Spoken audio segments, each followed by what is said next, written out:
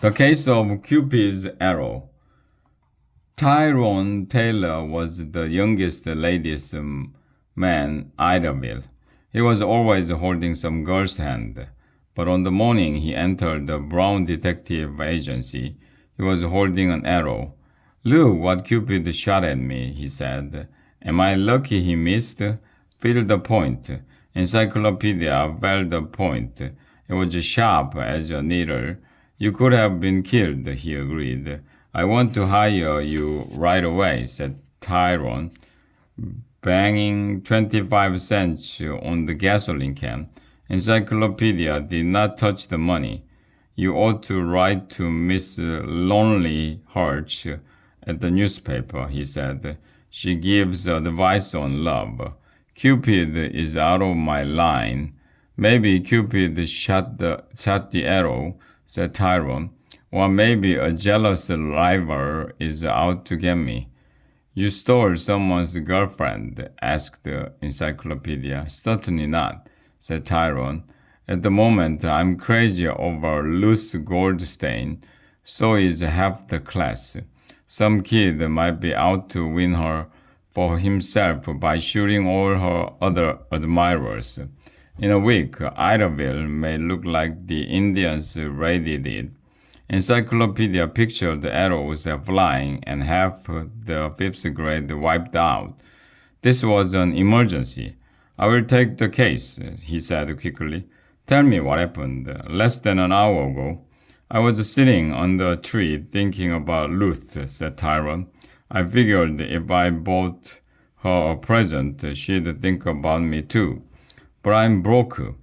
Then, all of a sudden, fifth lunk. The arrow hit the tree right above my head. Tyrone reached up. He pretended to pull the arrow from a tree. If I were 3 inches taller, I'd have been a gunner, he said. And if the arrow didn't get me, this diamond would have knocked me silly for a month. From his pocket, Tyrone pulled out a diamond. It was the biggest diamond the Encyclopedia has ever seen. The diamond was tied to the arrow, said Tyrone. The perfect gift for Ruth. See what I mean about Cupid? You'd better show me where you were sitting, said Encyclopedia. I was sitting under one of Mr. Crane's trees, said Tyrone. Mr. Crane was one of the richest men in Idyllville. As the two boys came within sight of his big house, Tyrone stopped cold. Police! He yelled. The 3 police cars were parked near the house. Policeman was walking about, searching the grounds.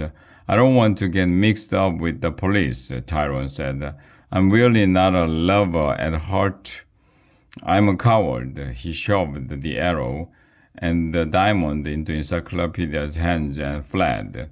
The next instant, the Encyclopedia heard his father calling, I'm glad to see you, Leroy. Chief Brown said quietly. We've got a bit of a mystery here. Then he told the Encyclopedia about the events of the morning at Mr. Crane's house. Mr. Crane owned the Greenwood diamond, one of the largest and most valuable diamonds in the world. About an hour ago, he had been alone in the house. He heard someone force open a window. Fearing a thief, Mr. Crane raced to his study. He removed the diamond from its glass showcase. Then he took down a bow and arrow which hung on the wall. He tied the diamond to the arrow and ran to the back staircase. Halfway up the narrow flight of stairs was a landing with a window. Mr. Crane opened the window, fitted the arrow to the bow, and waited. Soon a masked man appeared at the bottom of the staircase. He realized how Mr. Crane intended to keep the diamond from him. He ran up the stairs, but he was too late. Mr. Crane had already fired the arrow with the diamond out the window. Enraged, The masked man beat Mr. Crane with his fist before escaping. Mr. Crane is in the hospital. Luckily, he's not seriously hurt, says Chief Brown. He thinks the thief may have been Mr. Holt for 2 years. Mr. Holt has tried to buy the diamond, and recently he has become ugly and threatening. Have you questioned Mr. Holt? Asked in Encyclopedia. Not yet. I'm having him picked up and brought here, replied the Chief Brown. The trouble is that the thief, Mr. Holt or whoever he was, found the diamond. No, he didn't, said Encyclopedia. Tyrone Taylor found it. He brought the arrow and the diamond from behind his back and explained about Tyrone. Then he said, if Mr. Holt was the masked man, I think I have a plan to trap him. Encyclopedia unfolded his plan as Chief Brown put the arrow and diamond in his patrol car. Father and son were standing at the bottom of the narrow back staircase when Mr. Holt was brought in by Officer Parks. What's the meaning of this? Demanded Mr. Holt. Chief Brown said, Mr. Crane was beaten up this morning by a masked man. His Greenwood diamond is missing. Were you in this house this morning? No, retorted Mr. Holt, and I have no idea what this is all about. But if the diamond is missing, find it. I want to buy it. Chief Brown stared at the narrow staircase. The diamond won't be hard to find, he said. It's only an arrow flight away. Then what are you standing there for? Shouted Mr. Holt. Go outside and hunt for it. Put him under arrest, Chief Brown snapped to Officer Parks. After Mr. Holt was dragged away, Chief Brown said, Your plan worked fine, Leroy. How had Encyclopedia trapped Mr. Holt? Solution to the case of Cupid's arrow. Chief Brown said what Encyclopedia had asked him to say about where the diamond was.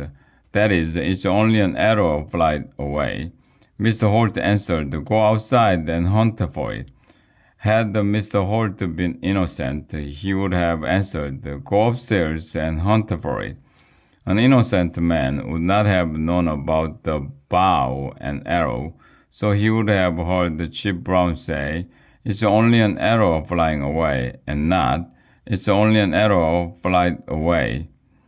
It's only a narrow flight away, and not, It's only an arrow flight away.